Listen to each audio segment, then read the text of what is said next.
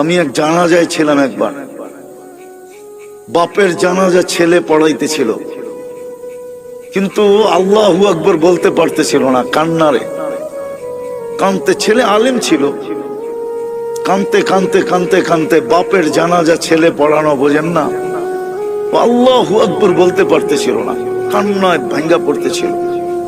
একবার বড় কষ্ট করে জোরে আল্লাহু আকবার বলে উঠছে। জানাজা শেষ, আমার মন বলতেছিল যেন বাবা মাফ হয়ে গেছে।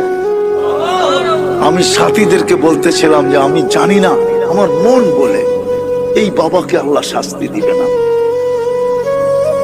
ছেলে আলেম, কলিজার টুকরা নিয়ে গেছে, ঠিক না? বাপ কি কলিজার টুকরা না? মাথার তাজ না? চোখের মণি না? আজকে সমাজে নাও হইতে পারে, কিন্তু একদিন তো বাপ এটাই ছিল, ঠিক না? নিয়ে গেছে যিনি, তার বিরুদ্ধে যাওয়া উচিত ছিল, কিন্তু ছেলে কান্না ধরা কানছেন বটে, কিন্তু কান্না ধরা শেষমেশ কি বলছে? আল্লাহু আকবার, মালিক তুই বড়। এই যে বড়ত্বের স্বীকারোক্তি দিছে, আমার মনে হয় এই স্বীকারোক্তিতেই বাপের মাফ হয়ে গেছে।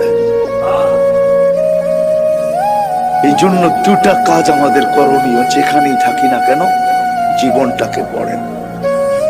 গোড়া গেলে পরিচয় পাবো, পরিচিতি পাবো, ইজ্জত পাবো, সম্মান পাবো, স্থান পাবো, জায়গা পাবো।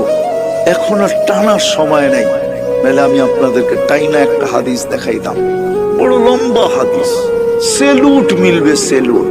জীবনটা গড়েন না। দুনিয়ার পটুকল আর কি পটুকল, দুনিয়ার স্বাগত আর কতটুকু স্বাগত, দুনিয়ার সংবর্ধনা আর কতটুকু সংবর্ধনা। কোরআন তো বলে তাতানাজ্জালু আলাইহিমুল মালাইকা, ফেরেশতা আপনাকে গার্ড অফ অনার দিয়া নিতে আসবে। ফেরেশতা আকাশ থেকে আসবে গার্ড অফ অনার দিয়া নেওয়ার জন্য। তাতানাজ্জালু আলাইহিমুল মালাইকা, আয়েশা আশ্বস্ত করবে, আল্লাহ তাখাফু, তোমার ভয় নাই, ওয়ালা তাহজানু, তোমার কোনো চিন্তাও নাই। আমরা কে চিনো?